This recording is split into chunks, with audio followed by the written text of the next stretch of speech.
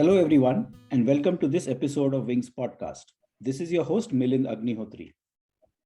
On today's show, we will meet Sidhesh Badrinarayan.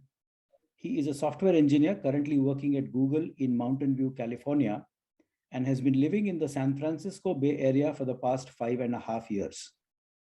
In his introduction, Sidhesh says, and I quote, "I have had the privilege of slightly different childhood, being an army kid, as I got to travel across India while growing up, studying in multiple schools and meeting different people. On a more personal note, Sidhesh loves cooking and has the utmost fascination for making ice creams at home." Welcome, Sidhesh, to this episode of Wings Podcast. Hi, Uncle. Thank you. Thank you for So, having me here. pleasure is all mine. How are you today? I'm doing well. How are you doing? All well, absolutely wonderful. I think this is early morning for me here in Pune, India, and I think I'm catching up with you at your home in Mountain View late evening. Yes, right? Yeah, that's right. So you just ended the day. So how has been the day for you? Day has been good. Can't complain. So tell us, where are you in your life currently? You know, what's happening with you? You live in the most coveted place for most Indians, you know, living and working in Silicon Valley. So where are you right now in your life? All right. I'm currently in San Jose. That's where I live right now with my family and my sister and I live here. And just enjoying the COVID life, trying to go out as much as we can, having fun with work, and some exercising here and there. That's what we're doing, and having fun with whatever I'm doing every day, trying to take this COVID stuff as it comes and trying to make the best of it. So even in Bay Area, you guys work from home or you have to go to the office? So we predominantly we can work from the office, but I mean it's a hybrid model where you can right now it's not enforced, but in the future they want to have you working from the office some days and some days from home. I work from office sometimes, but usually I'm working from home.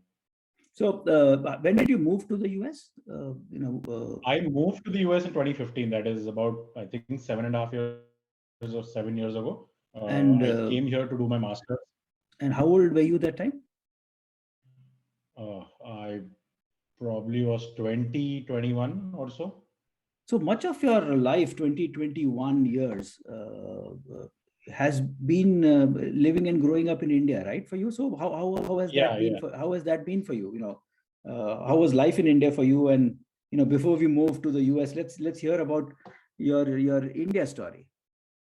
Sure. I mean, I said in the introduction also, I said this that growing up in India was a lot of fun, and I've spent about 20, 21 years there with my family. My dad was in the Indian Army, and I got to travel with him, and we would move every 2.5 years from one city to the other, completely moving. Like we completely would move, and I would have to change my schools. I would get to meet new people, and that like I've made a lot of friends growing up, and I've also like this moving helped me build a personality of a little extroverted that I am. Mhm, It does like I'm not scared of meeting new people. I'm not scared of meeting new friends because it mhm. was just ingrained that every 1.5, 2 years I'd have to move. So I've changed about 15 schools from Oh, like starting to about 12th grade, and these are then what I in the Kendriya Vidyalaya schools, is it? not necessarily. There were some of those. Some of them were army schools. Some of them were Catholic schools in India. It was a whole bunch here So and there, moving every time. where were you born, Siddesh, in India? I was born in Mumbai. Okay. That's where my family is from. But then my dad was serving in the army then, so I was born there. But then immediately we moved and uh, traveled all around with him. And your family roots, where are they from? Which part of India are they from? So my parents have also been born and brought up in Mumbai, but Mhm. my ancestors they come from Tamil Nadu. Which part? Which part of Tamil Nadu? I think around Chennai and around those areas. I think there are some specific like places a little away from Chennai. Okay. That's I think one of the places that they come from. Yeah, And if I could ask, do you know Tamil? Can you speak? I can't. अरे क्या बात है. I have not. Oh, I okay. haven't. I can understand Tamil. That's Okay. because when I was growing up, I was not the most obedient kid. Okay. So when my mother would scold me and stuff, the Tamil would come out, and I've picked it up that way. But I can't converse in Tamil, but I can understand it. But you have a sibling, right? You have a I have sister. an elder sister. Yeah, she can speak and converse in Tamil very well. She's elder to you, right? She is 7 years older to me. Yes, And so what has been, and as you grew up, what has been the language at home? What language were you guys speaking with your sister, with your parents? it's predominantly English and Hindi, both of them. Okay. Okay. And yeah, so the thing, I think what has happened is I have grown up majorly in Western, Northern, and Eastern India. That's where I spent most of my time. I didn't spend too much time in South India. And the circle of friends that I had, they were probably not from South India. So it was Hmm. never necessary. English and Hmm. Hindi did the job very well for me. Oh And I think yes. that's what, Oh yes, that's absolutely. what So has been. any memories of growing up as a Fauji kid that you distinctly recall, whether it is in Western India, Northern or Eastern, something that has stayed with you even now? Yeah, I mean, I'll tell you one thing about Tezpur. So my dad was posted in Assam. This is Tezpur. It's a small city, Yes. very close to the capital Guwahati. Yes. And one thing was, it was such a small city that some of the teachers, some of my teachers, they were also my mother's friends because the army wives, they have a welfare organization. It's called AVA. So Correct. they would do a lot of things together. And the thing was, whatever I would do in school and stuff, some of my teachers would know, and they would be my mom's friends. And they would go and So talk to no, them. so no And PTA meetings required, huh? yeah. It was just one-on-one. It was faster than the internet. It was the time of dial-up, but this was faster. So whatever would happen, I was a particularly naughty kid, and whatever would happen, my mother would know. I'd come back home, and she would already know that this has happened. And it was great because we were a small bunch of people there, and Uh-huh. we would go to school together in the same bus. We would Correct. go for tuition classes together, then Correct. go to play badminton or whatever together. So we were spending the entire day together, and we grew really close. And I'm in touch with some of them even now. So Everybody's doing really well for themselves, but it was a so great time of my life. so was a naughty kid also punished at times?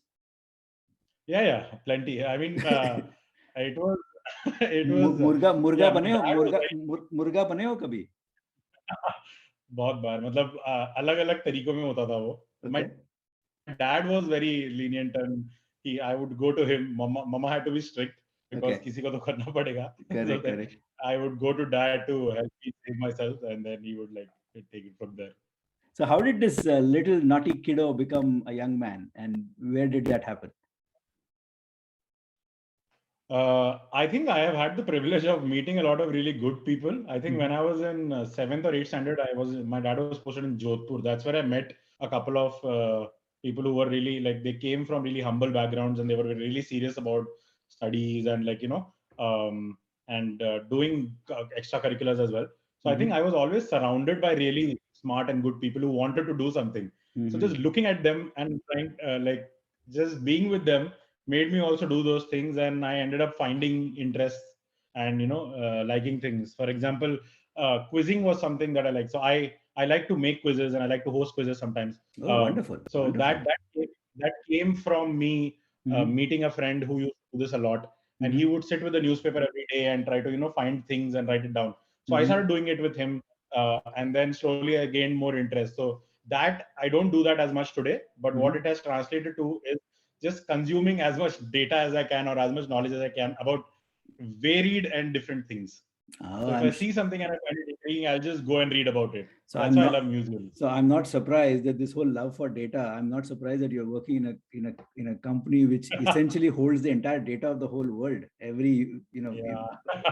mankind in that sense. So it was not just academics, right? I mean, it is extracurricular also. But how were you at academics? What are the subjects that you liked at school and or I was maybe in a college? I was fairly good with academics. I think I was decent. I used to get decent scores. I was always very serious about getting decent scores. I don't know Hmm. why. it gave my parents a lot of happiness. I think Mm-hmm. it just came from that. And I mean, in India, it's a metric, like you're doing well if you're not. So I think it was always a good balance between doing extracurriculars. I always was a appointment holder in college, in school, doing in the houses works and all that, Mm-hmm. participating in extracurriculars Mm-hmm. and particular subjects. Like before I went into the science stream, I used to love social sciences. I was a very big fan of history, Oh, wow. because my teacher was really good. So I Mm-hmm. used to love reading that. I was never have been or never will be a fan of mathematics. I am one of the few people around me who absolutely have no interest, and I dread it even to the day. Mm-hmm. Calculus is something I never understood then. I do not understand now. I will never. So math was something I never enjoyed. It's funny because I'm an engineer today. Correct. You did your Because I'm a MS, right? computer So engineer, I think, yeah, you did your yeah, MS in I computer did that. science. Yeah, sorry. Yeah, computers, like there's the basic amount of mathematics that's there, that I can do, but like the details of it, and when you go into the, I don't know what it's called, then you got me there. So so that was something that I always dreaded.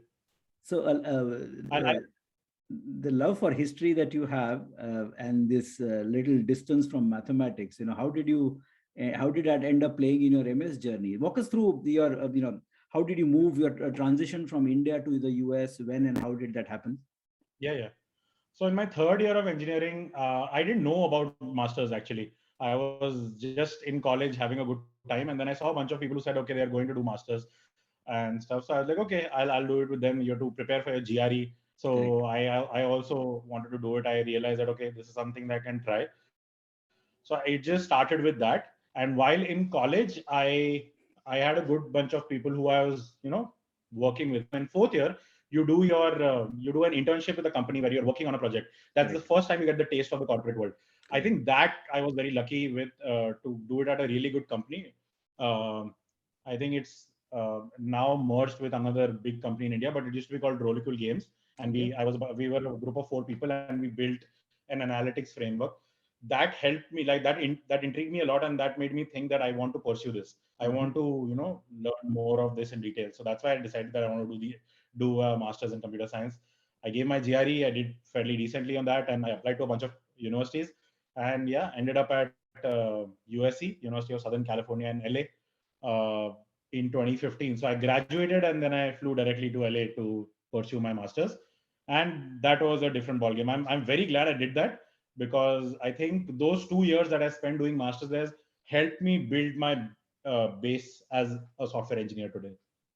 Siddesh, as an Indian parent, I can say that for sure because my son also, Rahul, who is your friend too, he lives in the US. And for most Indian parents, is like you get your son or a daughter into maybe an engineering and get them to do a master's in computer science, and then life is set.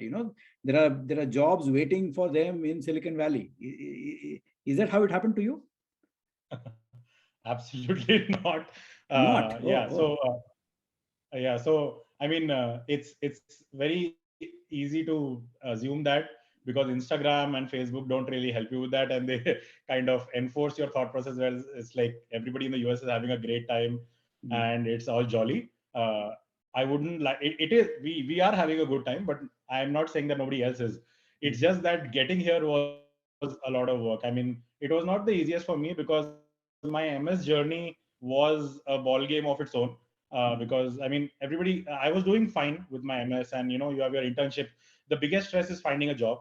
But the thing that made it different for me was that I lost my father during that time, Oh, and that kind of made a bit of a difference. So yeah. So in my second semester, I remember that I got an internship offer from a company called Expedia, yes. and I called home and I told my parents that I've got an offer. So my father was in Mumbai that time, and I'm based out of Pune right now. So he Correct. was driving back to Pune to meet my mother and probably celebrate, and he met with an accident and Oh, lost his on life. the highway. So on the expressway from Mumbai to Pune, yes. So sad. Yeah. So so it happened. I mean, I think a lot of, like, that was a very big moment of my life. I think one of the most important things that has helped me also Hmm. be the person that I am today. But I think yeah, when that happened, it was a very difficult time, that time, for me, my mother, and my sister.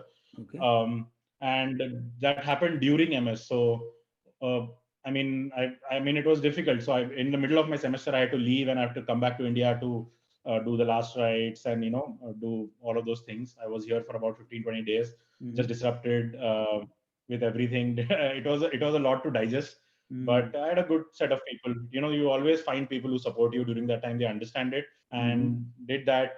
Came back to came back with just one thing that my sister had told me that, listen, I'll take care of everything here.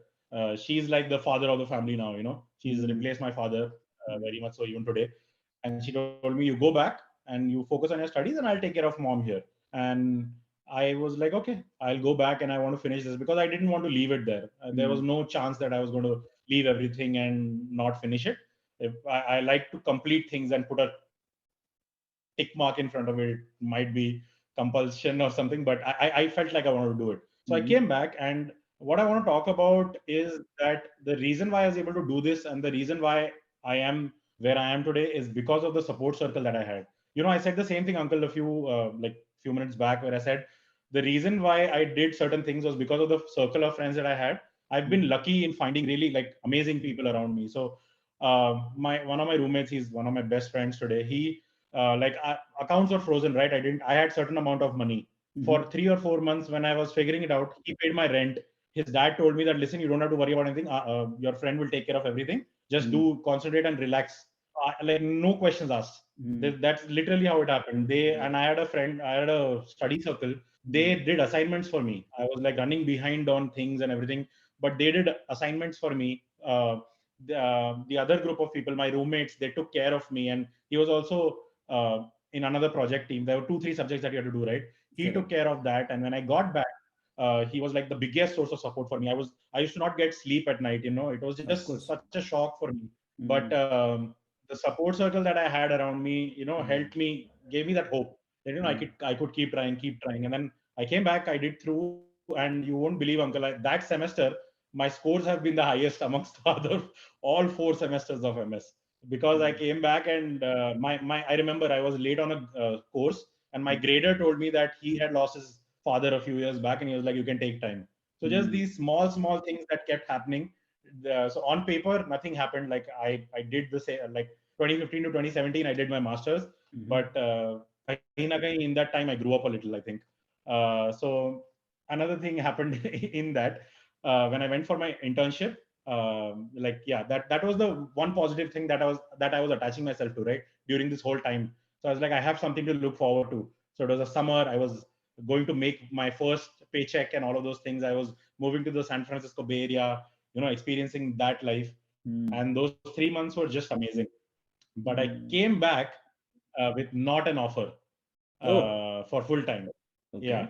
Okay. So usually with your internship, you mostly try to convert that internship to a full time offer so that Correct. you can go back after completing your masters to start Mm-hmm. with that company.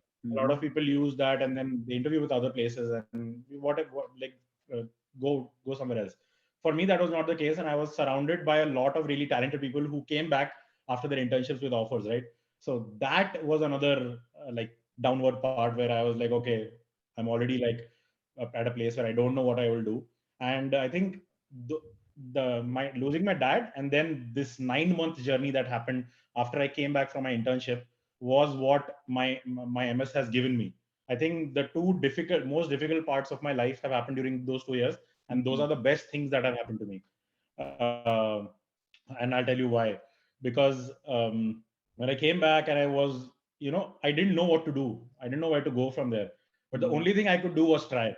That was the Correct. only thing I could do. So I came back. I knew what I wanted to do, and I started studying. I started doing things. And the next 9 months, I'll tell you, Uncle, Yes. from San Francisco to San Jose, it's a 40-mile drive. If you draw a straight line, there are probably like 100, 200 companies that you'll find because there are so many software companies. Correct. So if you just draw a line and put red points on all the companies that I went and interviewed for and got rejected, the whole line would turn red. So every, Oh, every my yeah, very different Google map, huh? uh, yeah. So the map for me is different from what it is for most people.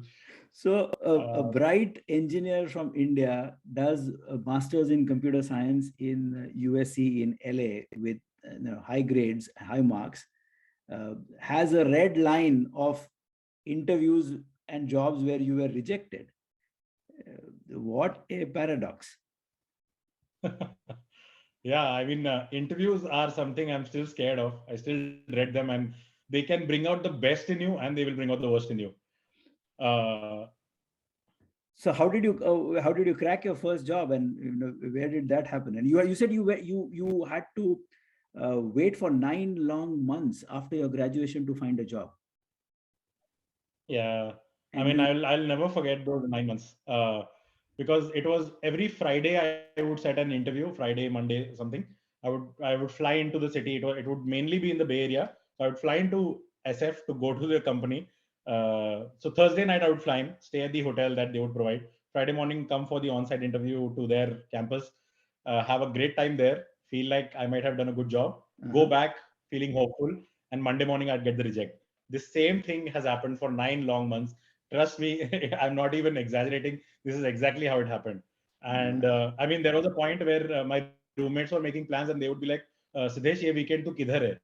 Mm-hmm. Because they were like, I was so busy trying to crack a job. I had interviews lined up, and then they were like, where are you this weekend? Because you're trying to make plans, but you're not here. And I'd be like, yeah, I'm going and doing this weekend. Siddhesh आपको वो कविता याद है which was of course popularized by Amitabh Bachchan. I'm just kind of reminded those two. I don't remember the lines, but uh, what I'm hearing about this 9 month struggle is that reminding me right now of those lines which says that लहरों से डर कर नौका पार नहीं होती, कोशिश करने वालों की कभी हार नहीं होती. So looks like this is what has got played out for you. Yeah, pretty much. I mean, that's been the motto for a lot of things that I've tried and got. I mean, I didn't get Google in my first attempt. When I interviewed for Google back in these 9 months, I had been rejected by them, and then I had to work again, and like I knew what my shortcomings were, and I had worked for a couple of years then, so I worked on it again, and then I got through. So I mean, I koshish karna is the only option I had, and I learned it the hard way, but I think that is the only thing you do. Like the only option you have is to try. वो हिंदी में कहते हैं ना कि हर एक को अपनी घिसनी पड़ती है जिंदगी में. Uh, Yeah, like हाँ जी, हाँ everybody ji. has to kind of slog it out their part of life. So looks like that has happened to you. But what I know, because I have traveled there, and I met a couple of young amazing people like you working in the Bay Area. Life is not easy. Life is very tough. I mean, from the outside it looks rosy, that you guys are working with great global tech giants, etc., etc. But it's tough. So in all this, a very high pressure day job, a lot of expectations that the job has from you or you have from yourself. um, where and how do you find your own moments of peace? I mean, is there something that is there a place or a space or a time that you probably find time to just gather yourself in all this that is happening in life for you? Uncle, my peace is at home. All I need for peace is my mother smiling and telling me that she's okay, and my Mm-hmm. sister knowing that I'm doing well. And when I talk to them, and a couple of my friends who, are really close to me. When I tell them that I'm okay, and they're like, okay, this is great. That's peace for me. So yeah, there's a lot of pressure in this stuff, in all the work that you do every day. A lot of expectations, a lot of competition in the Bay Area, all Correct. of those things. There's financial pressures also involved. My mother is an Indian citizen. I'm an Indian citizen. The visa situation is always a problem. I got a visa appointment to renew my work visa after what, maybe like uh, 3 sleepless nights where I was just waiting to get an appointment. It was that bad with COVID, and all of these things. So it's not the most easiest thing, and you have to plan travel. I planned my travel uh, to India next month, and then I had to change my flight today morning to account for the 7 day quarantine that India has started, and these rules keep changing. So it's one of those things. And then my mother can only stay here for 6 months, and then she has to go back, and then planning those things, all of those things are important. But I think where I find peace is when I'm with her, with my family, and we're all together having a good time. I think that puts me at ease. So You know, as long as my mom thinks that she's okay and I think that she's healthy, I think I'm able to do everything else. Siddesh, I am also, I'm not a software engineer, but I have done my electronics and telecommunications engineering, sometime in the mid 80s in India. And I've been very, very fortunate to be a part of the tech industry much of my working life of about 35 odd years. And I've seen really, Silicon Valley in that sense happening the way it is happening. And in my own early days or own career, some of the books that we read and we were fascinated by. I mean, I distinctly recall right now a book by the founder of Intel, Andy Grove. He wrote a amazing book then called Only the Paranoid Survive. And over the last 3 4 decades, Silicon Valley probably lives that philosophy. I don't know whether it lives even today or not, that only the paranoid survive. um, how do you take to this line? What is your response to this notion of Silicon Valley which says only the paranoid survive? Yeah, I don't think they're wrong. I mean, if you look at Elon Musk, he is nothing short of paranoid, and he's one of the most successful people in the world, bringing a lot of changes, right? Uh, I don't know if I like the way he works, or does. I've read his book by Ashley Vance, and I was not very fond of the way he operates. But the fact is that he's doing a lot for mankind, and there's if like every other car in the Bay Area is now a Tesla. So I mean Yes, I that know. that changes happened, but I think in terms of answering your question, I think वो जो घिसने वाला point है ना uncle की there's a cauldron. एक घिस घिस के जो पसीना भरना होता है वो हर एक को करना ही होता है एक लिमिट का. वो that Correct. is I abide by that. So there is a point where you realize that this is what you want to do and this is something you enjoy. When Mm, that mixes ना तो वो घिसने का जो effort होता है वो बहुत easy हो जाता है. correct. So people might be paranoid, but people are paranoid about things that they're passionate about. So Awesome. when passion comes with it, it becomes a completely different ball game. So it's not I it's wouldn't not mind living doing it. it's not living the paranoia in that sense is healthy, as I hear you. It's not founded on fear, but it is founded on joy that you get through the passion. Yeah, it's people's zeal to bring out things like um, Jeff Bezos had a dream of just bringing it out. It started with just books. Look at where that company is today. Like it's so huge. I'm so proud to have been associated with that company as well. Like So you worked with they Amazon take too, right? customer. I worked with Amazon before I worked for Google. That's why that was my first job. Uh-huh. And it'll always be my like the most fondest memories there. I met the best people there. I Mm-hmm. grew a lot confident as a software engineer, and the word customer obsession will always stick with me because Mm-hmm. building something for the customers and keeping customers first is so important. So the paranoia with that when you're building something, uh, it's very important to know that you're making a change with somebody which is going to affect people's life positively. So So that itself is such a joy. so here you are in the midst of Silicon Valley, probably living the American dream, as they say, and inspired by the stories of great tech founders and who have lived their dreams. Uh, what is Sidhesh's dream now? What does he look for himself? That's a difficult one. But Mhm. I mean, I I want to keep it simple. The thing is, I think like when I started working, I realized that I want to just put in all the hours, and I was overworking and doing all these things, ignoring my health and all of those things. I Mhm. think the dream for me is to have my family with me and be able to. There are two parts to it, Uncle. I'll answer it this way. So Tell me. having my family around me is the biggest joy. So the dream is to have that, be a person who contributes well towards his family, inculcates those habits and those virtues going forward. And the Mhm. second part is always, I'm always wanting to work on products and build projects that help customers in some or the other way. It might be the smallest thing, but I get the most joy in building products which help customers do something a little easier than they did it yesterday. So that's the Mm. dream. Honestly, nothing like I want to go and become the CEO and all of those things. Honestly, those are not things that like I don't think those are pragmatic to think of right now. but I just want to keep it simple and enjoy the time that I get with my friends and family. Make sure that I give it back to them, and also work on things because that's my passion. I want to build things which help customers. So keeping simple is something which, your love for making ice creams, you said. uh, Yeah. I don't think making ice cream is any simple. So, what is that? What is that obsession of your love and joy for making ice creams?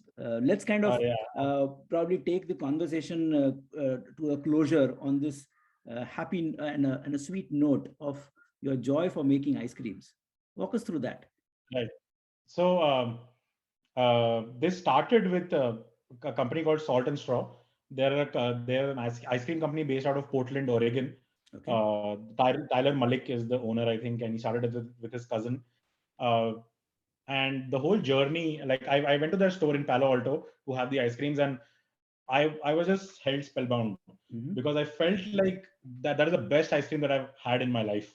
Mm-hmm. It was so good. I mean, I still remember I had their sea salt caramel ribbons, and it has a salty taste to it. Correct. There is the only ice cream that I've had. Salt goes in an ice cream, but the way that salt taste comes out, it's for some people. Some people really don't like it, but I Okay. absolutely love it. And Okay. from that, my friends, they gifted me a Salt and Straw cookbook, Oh. and that's where I started reading it, and I realized how Salt and Straw, came into being, how he built his company, and he explains every part of it. So the smallest thing is there's something called xanthan gum.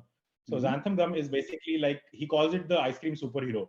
Okay. It basically prevents ice cream from crystallizing. So if you leave ice cream in the freezer for too long, it'll Correct. form those crystals that we don't like, right? You Correct. want to keep it in that creamy way. So Correct. xanthan gum is the thing that goes in. The small thing like this, Okay. but the way he's written that story is, it's like art.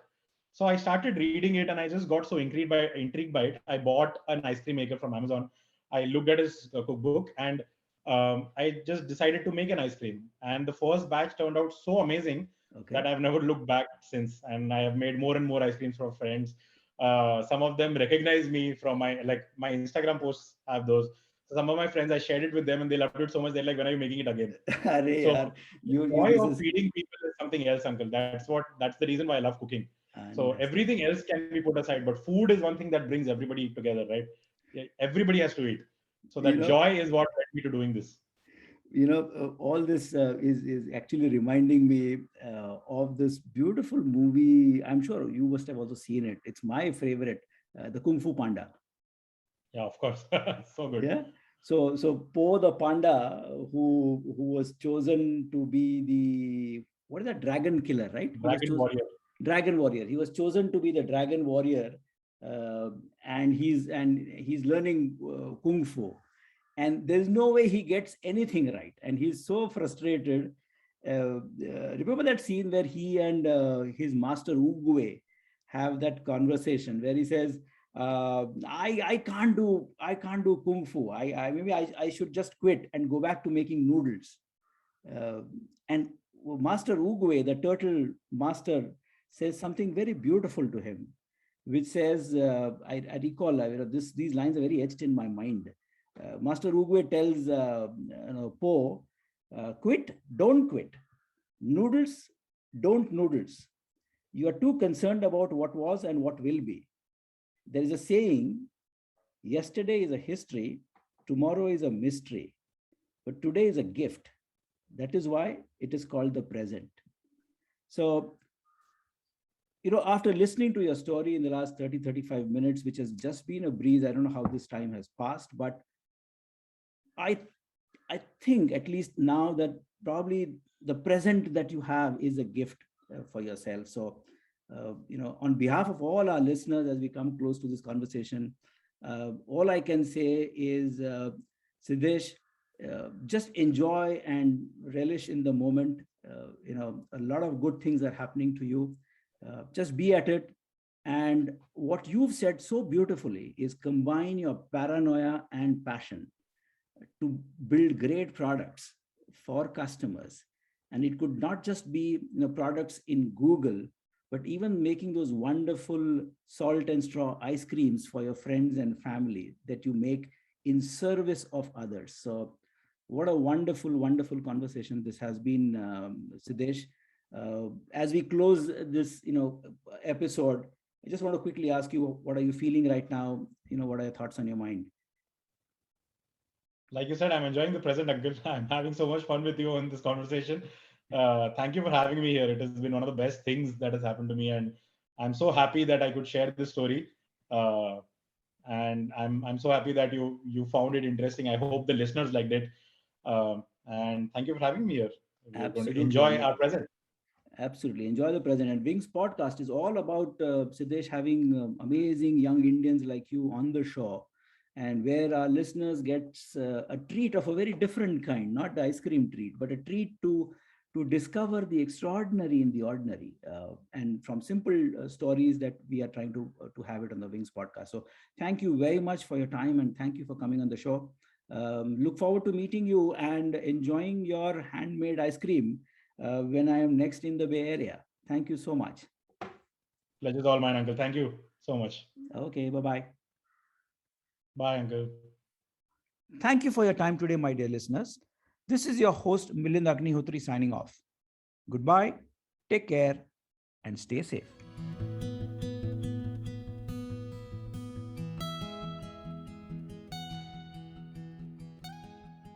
This podcast is for general information purposes only and should not be considered as a piece of any professional advice.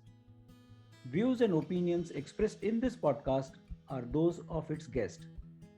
Creators of this podcast expressly disclaim any and all liability or responsibility for any direct or indirect, consequential, or other damages arising out of any individual's use of this podcast.